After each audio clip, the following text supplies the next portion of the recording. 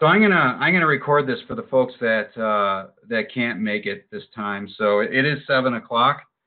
So I'll get going here. So this is week 4 of the live version, and then for people who haven't had a chance to go through the rest of them of these webinars or the lessons, don't worry about it because they're all saved on the members only site. So this is week 4, and if my computer cooperates, I will. Okay, here we go. Yeah. All right. Okay, cool. So before we get going here, I just want to check in with everybody. Jen, I know you just started, so no worries if you haven't done any or all or any of the hikes yet. So you got plenty of time. Okay.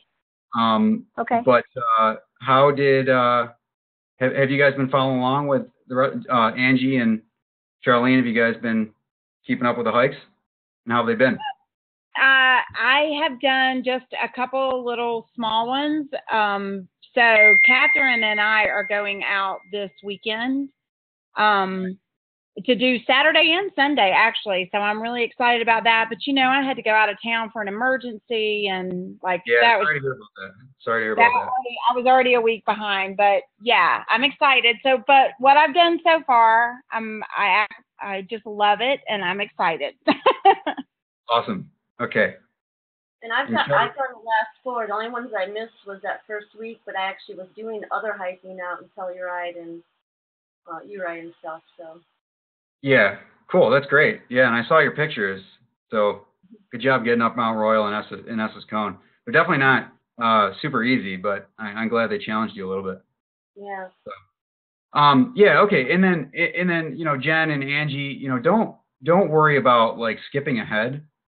Jen, you just signed up, so you have until end of or early August basically to do all this stuff, and we're going to be doing another 13 or 14 hike. So don't don't feel like you have to rush to get these through. And Angie, we'll figure something out if you're not ready. Yeah. Yeah. So we'll figure it out. Don't sweat it. And the reason why we're doing it this way is because technically you can probably get off the couch and go hike a 14er. But you're going to be pretty miserable. And so this is designed specifically to make sure you're strong when we actually do climb the 13ers and 14ers. So there's going to be plenty of opportunities to catch up and things like that. Okay. And, and Jen, I would encourage you not to jump ahead in all the lessons and things like that. Start from the beginning, take your time, and just go through everything and use the Facebook group to ask questions. And I send emails out every week with some things like that. So, this is not, these mountains are going to be here. This is meant to be fun. And, and we don't want to get anybody hurt or anything like that. And everybody should have a good time doing this. So. Thank you. Okay, great. Yep. No problem. Okay. So, this whole week we're talking about comfort zone, and we are going to be talking about the technical terminology and details about climbing 14ers. So I wanted to challenge you guys to, just take a minute to think about the training hikes that you've done so far, and think about what your comfort zone is, your current comfort zone. So if you love hiking class 1 type stuff and walk-ups and things like that, and that's where you're happy being, awesome. And if you want more, you can use this guide and this recording to kind of figure out exactly where you want to go. But I would challenge you right now to figure out what your comfort zone is and where you'd like to end up. So do you want to be, full on rock climbing, or do you want to do, stick to the easy stuff? So just take inventory of what you've done so far and what you've learned so far. And then, you don't have to shout out answers or anything, but if you do want to talk about it, I'm here to talk about it. And we can kind of go from there. So just, take inventory, I would say. Okay, cool. So I'm going to start off by just showing you a map of Quandary Peak. It's a 14er, and here's the summit right here. And the purpose of this slide is to show you that there are many different mountains in Colorado, obviously, and there's many different routes. on these mountains, and that's you can see that on all these colors here. But basically, what I want you to take away from this, and I'll keep referring back to it as we go through the slides, is when you're encountered with people that want to go hiking or you're starting to research yourself, just know that there's a bunch of different routes on a mountain, and not to just blindly follow people. Like, do your own research and figure out what you're comfortable doing and what you want to do, and then kind of go from there. And I'm going to go through all this technical terminology in the upcoming slides, but I want you to start thinking about this. And so the reality is, and I'll get into the different types of routes and everything here, but the reality is people go up the standard route. About 85% of the people go up the actual standard route itself. So that's the easiest type hike, and it's okay if you totally want to be there. But there's other mountains too. So if you absorb or other routes too. So if you absorb all this technical terminology and learn how to implement it, you're going to be able to do any type of route that you want. So 85% of people go up the standard route, and then there's snow routes, and about 5% of people choose to do something like that. And then there's a technical ridge that's class 3. About 10%, 9% of people do that. And then the actual technical climbing, only about 1% of people do that. So if you learn how to do all this technical climbing, you'll be able to get up just about any route that you want. But I'm not expecting you to be there now. I just want to make you aware of like the statistics for the most part. So, okay, cool. All right, so we're going to talk about the class system. Does anybody know what the actual class system is? Have you ever heard of this term before? Yeah. Okay, cool. All right. So I will just, unless you want me to skip through it, I'll just kind of go through this so we're all on the same page, and then I'll actually show you illustrations of actual mountains that I've climbed and different images of it, of these classes and things like that, and we can get into the details and also talk about the gear that you need for each class and talk about snow routes and things like that. So that's what I plan to cover here. And then also talk about the 5 easiest and hardest 14ers. Okay, so as everybody knows, there's 58 14ers, and the routes range from extremely easy to extreme rock climbing type activities. So the class system is just pure technical difficulty. So it has nothing to do with exposure, it has nothing to do with snow, it has nothing to do with rockfall, it's just pure technical difficulty. And so class 1 is a standard hiking trail, which I call a walk-up. Class 2 is rock hopping. So, you might use your hands for balance, but it's mostly jumping around talus fields or hiking up scree fields and things like that. Class 3 is when you get into the basics of climbing and what I call scrambling. So there's really large footholds, and you're using your hands, but you're not really pulling yourself up too much.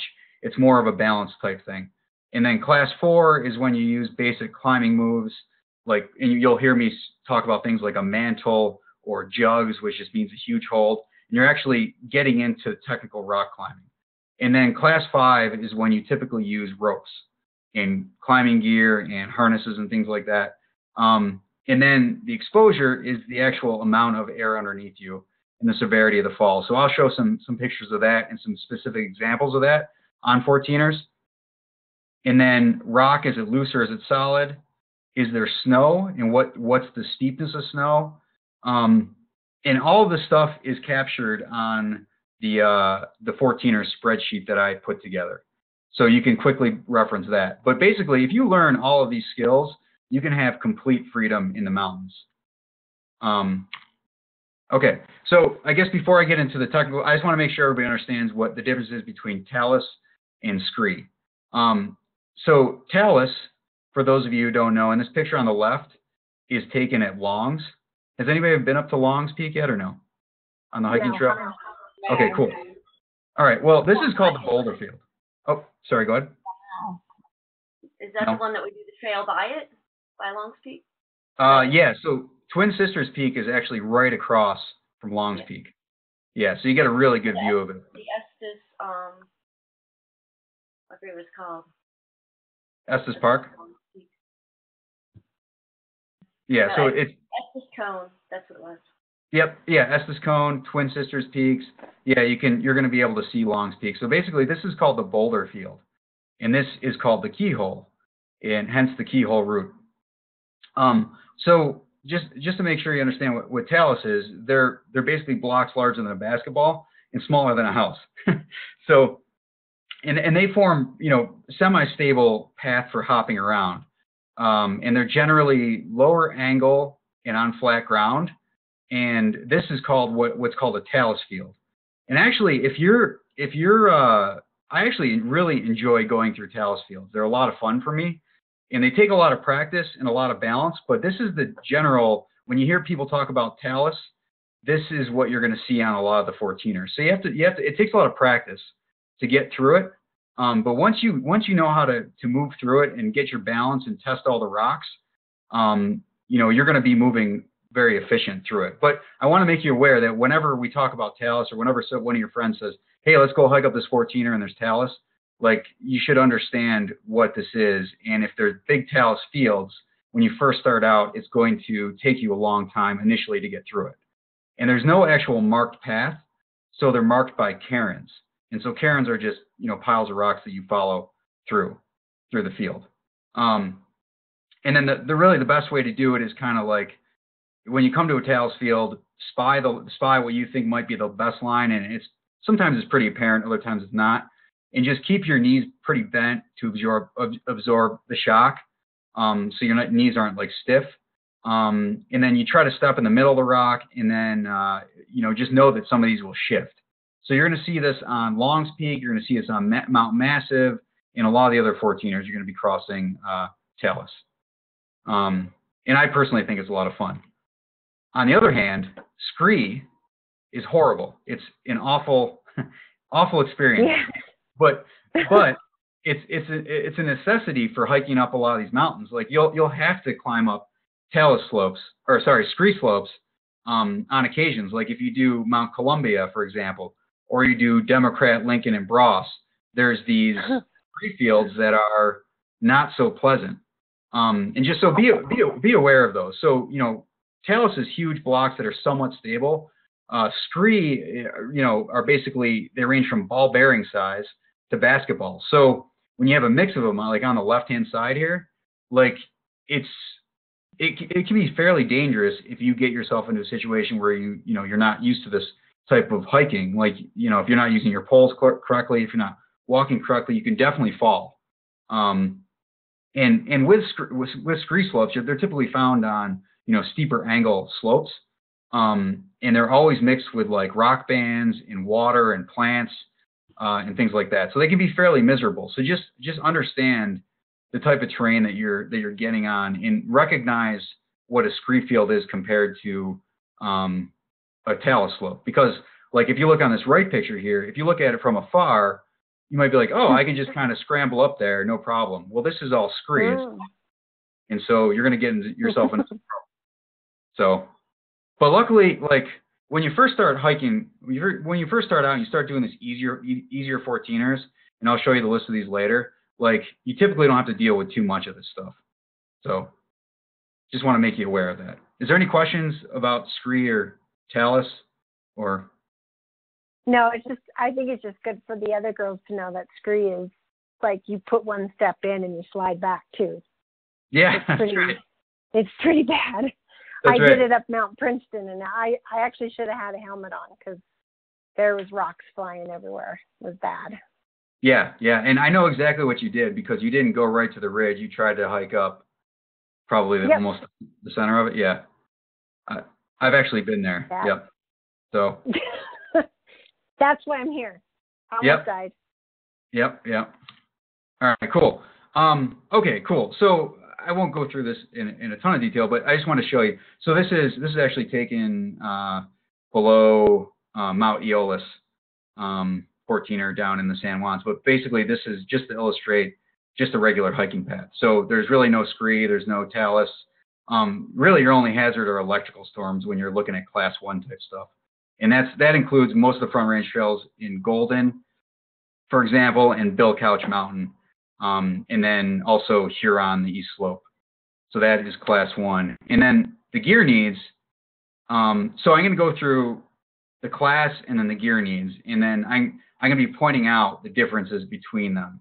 So if you haven't looked at the gear lesson yet, make sure you go back and review that to understand what you need. So this is just kind of a high level type thing, but layered clothing, light hat and gloves, rain jacket, just a regular backpack, hiking shoes or boots, depending on how your ankles are, survival kit, water bladder, food. Trekking poles are definitely optional, but I bring them anyway. And then micro spikes, early-ish season, like now, I would bring them just in case because they don't weigh that much. Okay, I'm sorry, I don't remember what micro spikes are. Yeah, so micro spikes are, okay, you remember those red things that I pulled out in the class? Yeah. Oh, yeah. Yeah. Did you get a pair? No, but I remember what you said. Okay. Yeah. I took a picture of the table that night too, so. Okay. Okay. Yeah. Yeah, so I would definitely get a pair. Okay. They're like I think $40 or $50 maybe. Okay. But I'm telling you, they're worth their weight in gold. You might not need them. The snow is obviously starting to melt quite a bit, but there's still, if you go up to Rocky Mountain National Park, there's still ice patches for sure. Wow. And it's just really good to have them. Like they don't weigh very much and you can store them really easily. Like, yeah. So. Okay. Yep. All right. So class 2, this is really more, well, it's a mixture of talus and scree. So this is Mount Bierstadt. Okay. It's a 14er. And this is the very top. So you hike up about 2 miles, you hit the saddle, and then you basically hike straight up to the ridge. And you can see a climber up here, but basically you're going to have to find your way through because there's not like a standard path. But there's a mixture of talus, mostly talus up here, and a little bit of scree down here. So this is what a class 2 looks like.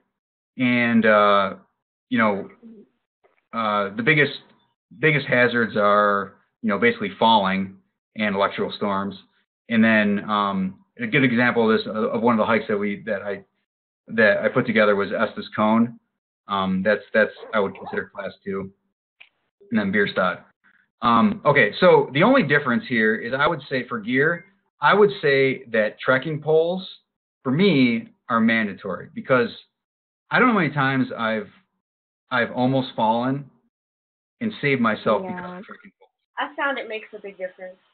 It does. It really does, and it helps your knees on the way down. It distributes your weight on the way up. Like they're just they take a bit of getting used to, but I would definitely try them and get used to them if you can. And then typically on class 2, you don't really, unless you get yourself into a sticky situation, which it sounds like you did, Jen.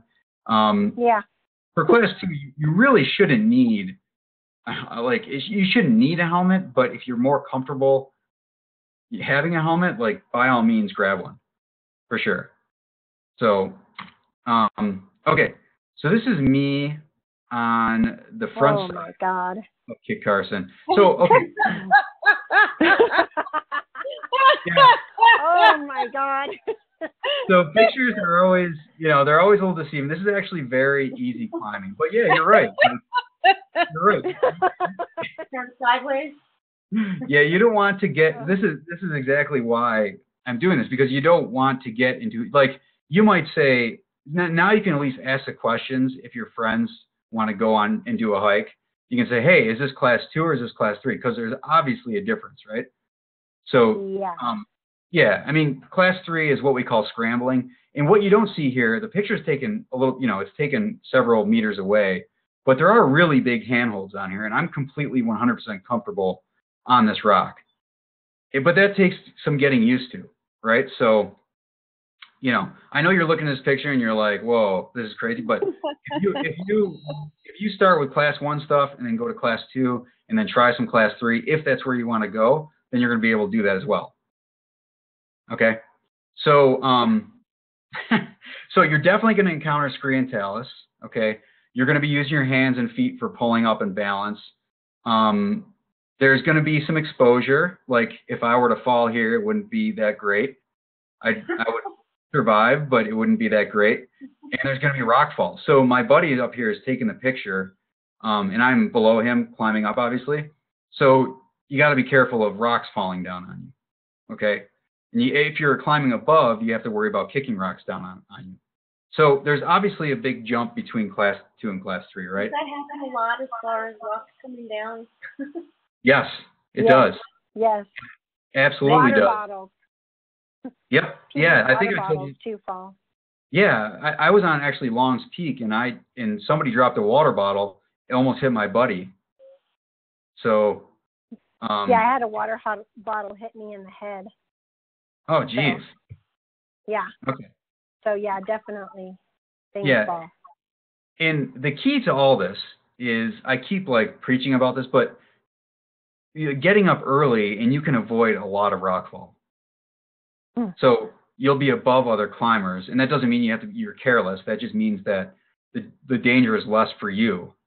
So, the earlier you start, and if you know there's class 3 terrain, like I would never start Long's Peak or Kelso Ridge at like 7 or 8 in the morning, just because I know so many people are going to be on that route, and I'll be below everybody. Okay. So, yeah. So that's really the biggest hazard, is people knocking stuff down on you. It's not just like rocks obviously fall a lot on their own, but it's mostly other people kicking them down on you. Okay, cool. So, again, with the gear, the big differences here: trekking poles. I'd bring them on the approach, but you do not want to use them while you're climbing. So you don't want to have your trekking poles in one hand and you're trying to climb up class 3 stuff, right? Like, you want to be able to fold those poles up and put them in your backpack. And then a helmet is absolutely mandatory. And then depending on the conditions, microspikes. So, when you're doing class 3, you bring a helmet for sure. Okay, so this is class 4, and this is on a different side of Kit Carson. Again, a 14er. And this picture doesn't look as bad because you're looking up at it, but it's actually steeper than the other picture that you saw, if you can believe that. Yeah. So this is class 4, and there's a north ridge on Kit Carson, north face on Kit Carson. That's it's an absolute classic route. And actually, this is the route that me and my buddy were climbing, and goats actually kick rocks down towards us. So yeah. So okay, but anyway, so class 4, you're using, and when you start to climb a lot of class 3 and class 4, they'll kind of blend together. But when you first start climbing class 4, you're like, oh, I'm actually climbing here, because you're using your feet a lot more and you're actually pulling yourself up.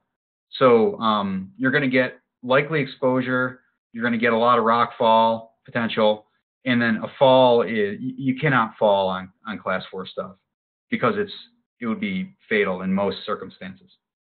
And again, that's not to scare you. That's just to make you aware. So Angie, I know you're sitting there like, I don't have a camera on you, but I'm guessing. I'm just guessing, right? Okay. I'm a very brave girl. This is just very different than the mountains of North Georgia and Tennessee. And Yep. No, these are the real deal out here. I mean, yeah, these are the real... I love it. I'm excited. Yeah, good. Oh, I'm glad you have that approach and attitude rather than fearful. So I mean, if you just do everything step by step, you'll be just fine. So okay, so really, I mean, it's really the same gear that you need. So if somebody says class 3 or class 4, you need the same stuff. So still a helmet is mandatory, and trekking poles are optional, but you shouldn't be, again, climbing with them. And then a lot of people ask, if it's that steep and there's potential for fall, well, why don't you use a rope? And it's a good question. It's a great question. But the problem is, class 4 terrain is quote unquote easy enough to climb efficiently, and a rope would just completely slow you down. And since there's so much loose rock, you have a higher potential of knocking rocks down with a rope, because it's going to be dragging or going around corners. And so you don't want to really mess with a rope on class 4. I would say if you need a rope on class 4, you shouldn't be climbing class 4 yet. Does that make sense? Good. Yeah. Okay, cool. All right, so this is where it gets really fun for me anyway. So this is class 5. Okay, so this is me actually on a flat iron over here, a low angle flat iron. That's like low class 5, and here's me on the north face of Lone Eagle Peak and Indian Peaks. Okay, so this is actually rock climbing. So when you hear class 5, most of the time you're going to bring a rope and you're going to bring gear and things like that and a harness. And it gets pretty serious. So you need rappels. You need to do rappels sometimes. And then it ranges in class. And I don't want to go too far into that because it's kind of out of the scope of this. But just know that there's different classes. So it goes from like 5.0 to 5.15. And there's some letters in between. And I can go through that in a lot more detail when we actually meet up in person. But just know that this is what actual class 5 looks like. So right here, I'm like looking down, I have my hand in a crack, and I'm getting a piece of gear out, and I'm putting it into a crack, and then clipping a rope to it. So,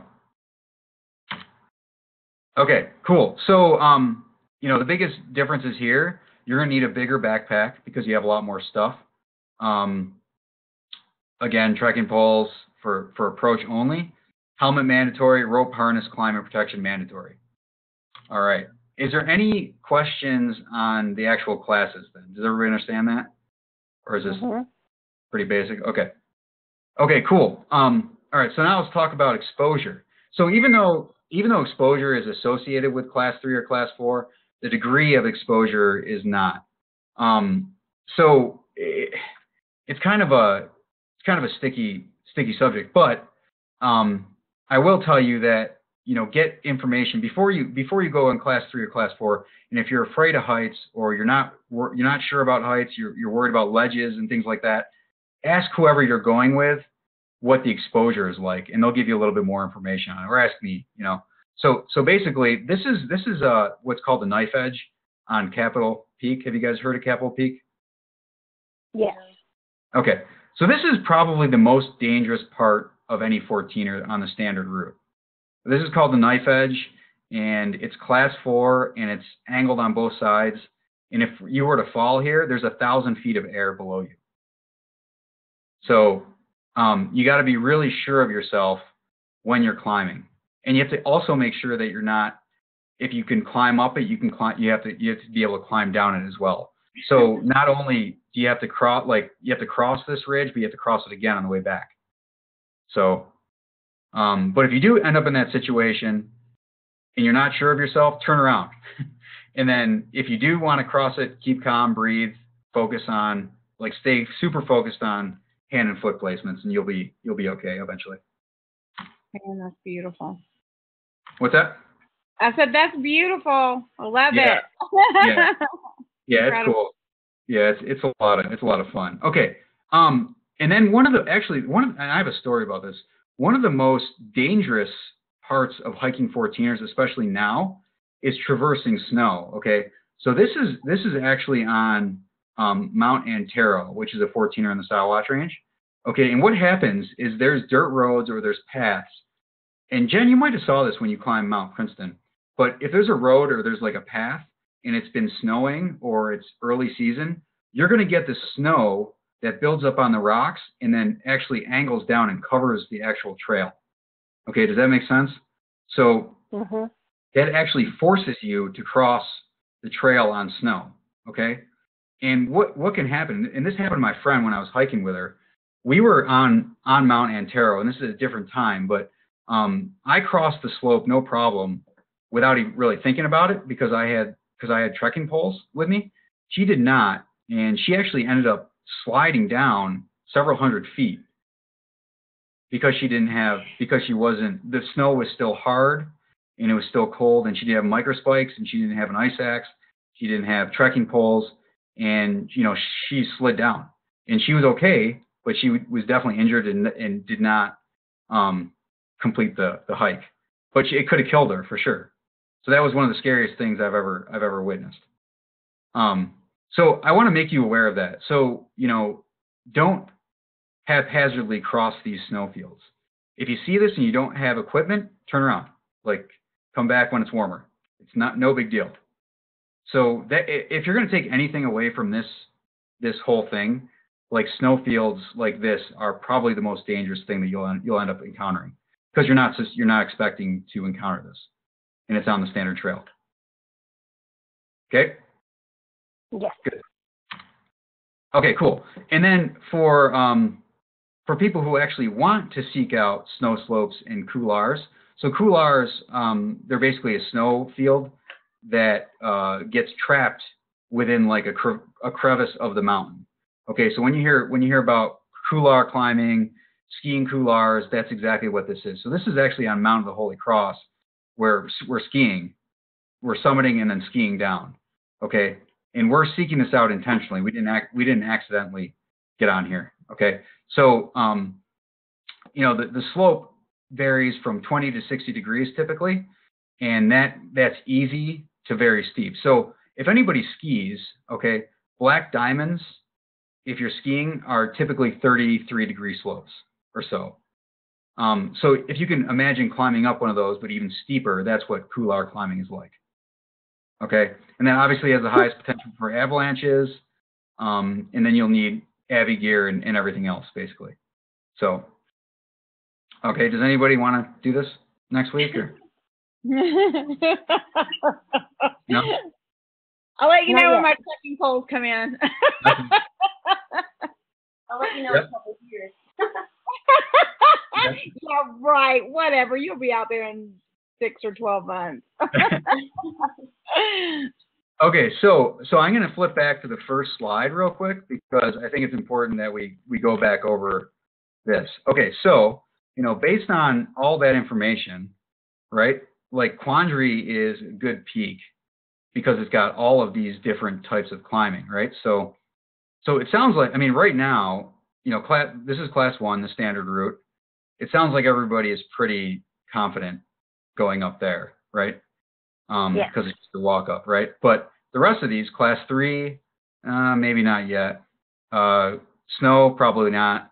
And 5-4, probably not. So the point is, understand what you're getting yourself into. Okay, so this kind of wraps it up on the actual classes in comfort zone and things like that. Does that make sense? Yep. Yes. Cool. All right. Okay, let's see here. Where was I? Okay, yeah, couloir climbing. This is the actual equipment. And I actually forgot to put in avalanche equipment here too. So that needs to be added on here as well. So you're going to end up carrying a lot more stuff. Ski boots, skis, things like that. Okay, so to kind of wrap everything up, I want to just go through the easiest 14ers and the hardest 14ers. Okay, so I mentioned Quandary, and this takes into account all of the factors on the spreadsheet that I have, and hopefully everybody downloaded that and kind of started sorting through it, and hopefully you're seeing the same kind of things I am. If not, double check. But so Quandary Peak, Bierstadt, Democrat, Handies, and Huron, I think are all the easiest quote unquote 14ers. Has anybody done any research to add any more to these lists, or does anybody have anything else they want to check off besides these right away? No, you're my leader. Okay, cool. So these are the easiest. So keep it in mind when your friends are talking about, or if you're going to join like a group or something like that. These are the easiest ones, and if you're not comfortable, you can always go back to this list and do these in order. Right? Okay. And these are on your website. These are on your website. Is this Jen talking? Sorry, I yeah. don't. Mm-hmm. Yeah. Okay. So Jen, yeah, there's a spreadsheet for 14ers on the. Okay. In the members area. It's a great spreadsheet. Yeah, thank you. It's in a couple different areas. If you're having trouble finding it, just let me know. I can just email it to you too. But it's a fully sortable spreadsheet. Okay. And you should be able to just click a button and download it. Okay. Theoretically. Okay, cool. All right. So, and I was going to say, so Quandary, Bierstadt, Democrat, these are all within, Quandary and Bierstadt are within like an hour and a half drive of Denver for the most part. Democrat's about 2 hours. Handies is all the way down the San Juans. So that's like 7-hour drive. And then Huron is in the Sawatch Range near Buena Vista, and that's about 2.5 hours away. So relatively close. All right, then the hardest 14ers, and I showed some pictures of these, and I should say that I should add Long's Peak on here because actually the most people have died on Long's Peak. But in terms of technical difficulty, these are definitely on my list for the hardest. So Capitol Peak, which you just saw. Pyramid Peak is a pretty gnarly one down in the Elk Range near the Maroon Bells. Super loose, super steep, exposed, a lot of rockfall. Crestone Needle, if you guys saw the first video that I showed, there's a picture of me on top of it with my buddy, and that's another really steep one. Little Bear Peak, it actually has a route up it called the Hourglass and a feature called the Bowling Alley. So you can probably guess by that it's pretty dangerous. And then Sunlight is all the way down the San Juans. It's also got some difficult stuff on there. So that is actually what I had to cover today. But I'm here to answer any other questions that you have for now. Or if you want. This is because I'm new. It's Jennifer. It's just because I'm new. I think so. You have us climbing things every different routes every week. Is Correct. That what I understand? Okay. Yeah. Let me go back and to that's this. on the website. Yep. Yes, it is. Everything is on the members area, and I put a video together for that. But basically, yeah. So I mean, and again, the purpose is to build up confidence and endurance and everything. So, you know, Sure, you can. sure. Yeah. So, you know, I basically assign 2 a week, and if you can do 2, great. Like that would be ideal. Okay. So Okay. 2 a yeah. week. So these. Yep. 2 a week. Yep. And they'll definitely test you, for sure. So hopefully, if not, let me know and I'll give you some harder stuff. So yeah, Charlene, what do you think of them so far? I think they've been great. The Mount Royal one was actually fairly easy until that last third of it. Yeah. It's a lot harder with the rocks, but it's still great. Yeah. Well, you don't want it too easy, right? Right. Yeah. Yeah. So, cool. Any other questions or Angie, how you feeling? Thank you. I am just ready for the weekend so I can get a little further along. Cool. I have a question. Because I mean, based on the schedule, like next week there's the 2 assigned, and then after that the week after that the 13 and then the 14er. But I thought you had commented earlier about having multiple weeks left still, so. Yeah, there's going to be options to do like if people are falling behind or whatever, this is just too aggressive, like we can figure it out. Okay. Yeah, like Jen, for example, just signed up not too long ago, so you know I don't want to rush her through it. Right. And I'm more than happy to have a little extra time to prepare. I was just wondering because it was, you know, I didn't know if it was going to be pushed out or not or what that meant. No, I'm going to keep the schedule the same, and I would encourage you, the people who sign up early, to do that.